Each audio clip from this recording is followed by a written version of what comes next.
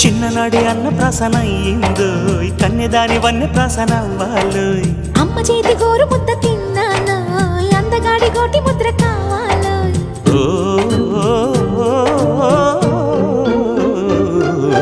కాస్త నన్ను నువ్వు నిన్ను నేను కోరుకుంటే కోరుకున్న చోట నువ్వు నేను చేరుకుంటే చేరుకున్న చోట ఉన్న దీపం మారుతుంటే ఆరుతున్న వేళ కన్నెకాలు జారుతుంటే